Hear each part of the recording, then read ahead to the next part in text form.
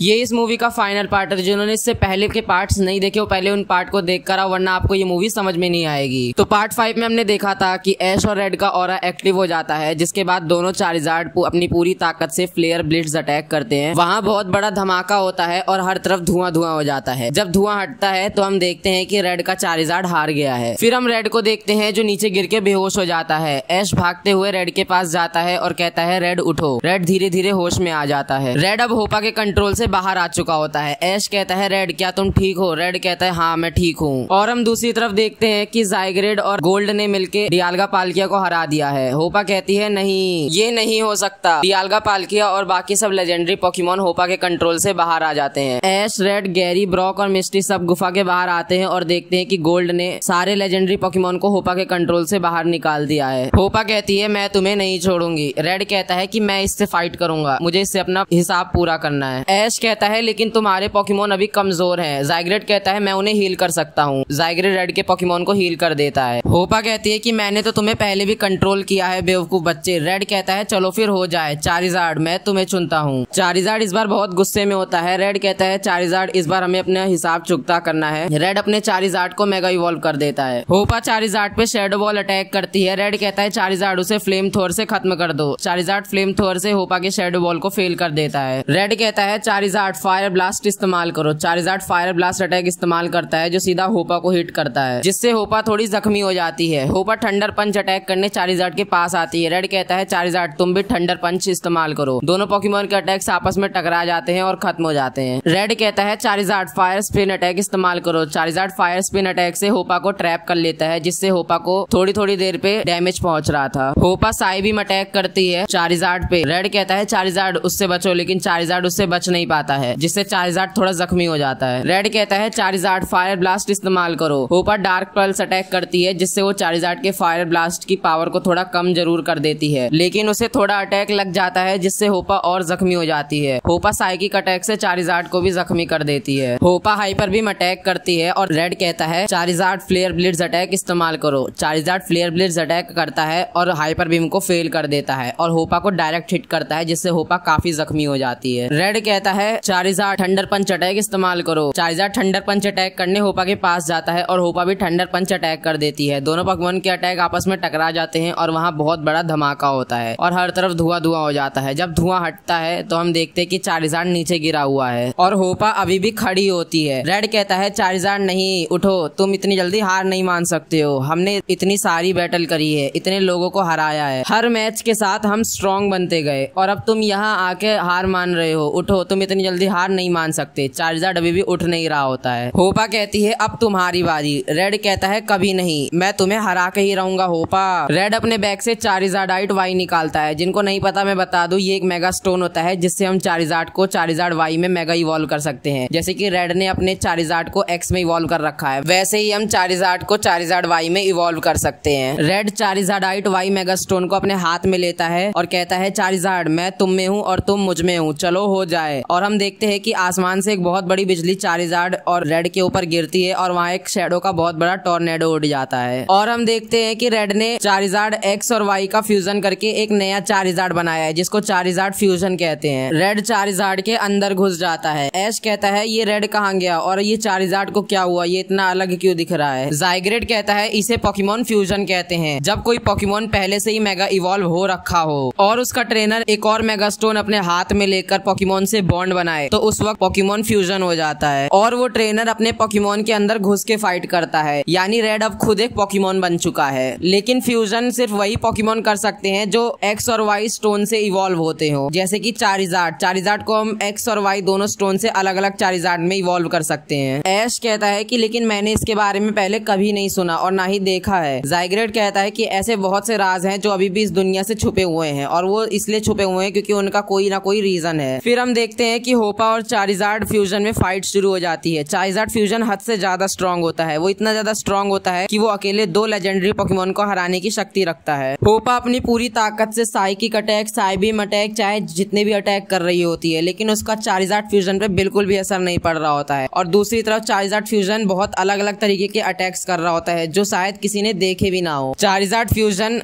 Fusion tail attack इस्तेमाल करता है जो इतना ज्यादा स्ट्रॉन्ग होता है कि होपा अब उठ नहीं पा रही होती है। चारिज़ार्ड फ्यूजन ब्लास्ट अटैक इस्तेमाल करता है जिससे होपा इतनी ज्यादा जख्मी हो जाती है कि वो बेहोश हो जाती है। फिर चारिज़ार्ड फ्यूजन फ्लेयर अटैक इस्तेमाल करने ही जा रहा होता है कि ज़ाइग्रेट बीच में आकर उसे रोक देता है और कहता है बस करो रेड वरना होपा मर जाएगी, अब तुम्हें नॉर्मल होना होगा। रेड ज़ाइग्रेट की बात सुन लेता है और चारिज़ार्ड को नॉर्मल चारिज़ार्ड में बना देता है और खुद चारिज़ार्ड के अंदर से बाहर आ जाता है। लेकिन रेड अब खड़ा नहीं हो पा रहा होता है क्योंकि फ्यूजन करने के बाद उसकी एनर्जी चली गई होती है। ऐश और गोल्ड रेड को संभालते हैं। गोल्ड कहता है कि वो तुमने कैसे किया, वो कितना कूल था। तभी वहाँ अचानक एंट्री होती है आरसीएस की। गैरी, ब्रॉक, मिस्टी, ऐश, रेड, गोल्ड सब आरसीएस को देख के शॉक हो जाते हैं। रेड कहता है आरसीएस यहाँ कैसे? ज़ाइग्रेट कहता है आरसीएस को यहाँ मैंने बुलाया है ताकि वो होपा को अपनी कैद में रख सके। गोल्ड कहता है कैद में मतलब? आरसीएस एक भारी आवाज में कहता है इस दुनिया में हर तरह के पोकेमोन हैं, कुछ तो उनमें से बहुत ताकतवर भी हैं और कुछ उनमें से अच्छे होते हैं, लेकिन कुछ पोकेमोन अपने आप को डीमन पोकेमोन में बदल लेते हैं जिसके बाद वो सोचते हैं कि इस दुनिया को वो अपने कब्जे में ले लेंगे। इसलिए मैं उन सब पोकेमोन को अपने कैद में रखता हूँ। होपा भी अब एक डीमन पोकेमोन बन चुकी है, अगर इसे ऐसे ही छोड़ दिया तो वो वापस कुछ और कर सकती है, इसलिए मुझे इसे भी अपनी कैद में रखना होगा। फिर आरसीएस अपनी पावर से बेहोश हो रखी होपा को अपने साथ ले जाता है। गैरी कहता है फाइनली सब कुछ अब ठीक हो गया है और मैंने प्रोफेसर ओक को मैसेज कर दिया है कि अब सब कुछ ठीक है। ज़ाइग्रेट कहता है नहीं, अभी सब कुछ ठीक नहीं हुआ होता है। ऐश कहता है मतलब? फिर ज़ाइग्रेट कहता है कि अब रेड और गोल्ड को अपने यूनिवर्स में वापस जाना होगा, जिसे सुनकर वो सब थोड़ा इमोशनल हो जाते हैं। ऐश, रेड और गोल्ड तीनों आपस में गले मिलते हैं और कहते हैं कि इन सब चक्करों की वजह से हम आपस में टाइम स्पेंड नहीं कर पाए। ऐश कहता है कोई बात नहीं, अगली बार जब हम मिलेंगे तो हम एक दूसरे को अच्छे से जान पाएंगे। गोल्ड कहता है और हाँ, अगली बार जब मैं तुम दोनों से मिलूंगा तो मैं तुम दोनों के साथ बैटल करूंगा। ऐश कहता है ठीक है, मैं भी बैटल करूंगा। रेड कहता है लेकिन याद रखना मैं अगली बार तुम्हें जीतने नहीं दूंगा। ऐश कहता है तब तक मैं और स्ट्रांग हो जाऊंगा। फिर वो तीनों कहते हैं कि हम वादा करते हैं कि हम दोबारा जरूर मिलेंगे। फिर ज़ाइग्रेट डियाल्गा पाल्किया से पोर्टल खोलने को कहता है। डियाल्गा पाल्किया पोर्टल खोल देते हैं और रेड और गोल्ड अपने पोर्टल में जाने लगते हैं। तभी रेड कहता है कि एक मिनट रुको ऐश। ऐश कहता है क्या हुआ? फिर रेड अपने बैग से चारिज़ार्ड वाई स्टोन निकालकर ऐश को दे देता है। ऐश कहता है लेकिन क्यों, ये तो तुम्हारा है ना? रेड कहता है कि मेरे पास एक और है और वैसे भी तुम्हारा चारिज़ार्ड बहुत स्ट्रॉन्ग है, इस स्टोन की वजह से वो और ज्यादा स्ट्रॉन्ग हो जाएगा और अगली बार मैं चाहता हूँ कि हम दोनों के चारिज़ार्ड एक मेगा बैटल करे। ऐश कहता है जरूर, क्यों नहीं। फिर रेड और गोल्ड अपने पोर्टल में चले जाते हैं। फिर पोर्टल बंद हो जाता है। फिर हम ऐश को देखते हैं जो अपने चारिज़ार्ड को बाहर निकालता है और कहता है चारिज़ार्ड मेगा इवॉल्व। ऐश का चारिज़ार्ड मेगा इवॉल्व होकर चारिज़ार्ड वाई बन जाता है। फिर हम देखते हैं कि सारे लेजेंडरी पोकेमोन्स अपनी जगह पर चले गए हैं और ब्रॉक और मिस्टी भी वहां से अपने घर चले जाते हैं। फिर ऐश और गैरी चारिज़ार्ड वाई पे बैठ के प्रोफेसर ओक के पास पहुंच जाते हैं और फिर ऐश और गैरी प्रोफेसर ओक को सब बता देते हैं। फिर ऐश प्रोफेसर ओक को पोकेमोन फ्यूजन के बारे में भी बता देता है। प्रोफेसर ओक कहते हैं कि ये बहुत अच्छी खोज है, मैं इसके बारे में रिसर्च करूंगा और धीरे धीरे अब इस दुनिया को भी पता चल जाएगा कि पोकेमोन फ्यूजन भी कुछ होता है। फिर हमें एंडिंग का सीन दिखाया जाता है जहाँ हम देखते हैं कि ऐश, गोल्ड और रेड सब अपने अपने यूनिवर्स में सफर कर रहे होते हैं और यहाँ पे हमारी मूवी खत्म हो जाती है। तो आपको ये मेरी फैन मेड मूवी कैसी लगी मुझे कमेंट में जरूर से बताना। बहुत टाइम लगता है स्टोरी सोचने में और एडिटिंग करने में, तो उससे भी ज्यादा टाइम लगता है, लेकिन आप लोगों ने मुझे बहुत प्यार दिखाया। ऐसे ही अपना प्यार बनाए रखो और आगे आने वाली वीडियो इससे भी ज्यादा मजेदार होने वाली है। सो बस यार आज की वीडियो के लिए इतना ही। उम्मीद करता हूँ आपको वीडियो पसंद आई होगी। वीडियो पसंद आई है तो एक लाइक कर देना और चैनल को सब्सक्राइब कर देना ऐसी और वीडियोस के लिए। तो मैं मिलता हूँ आपसे अपनी नेक्स्ट वीडियो के साथ, तब तक के लिए थैंक्स फॉर वॉचिंग।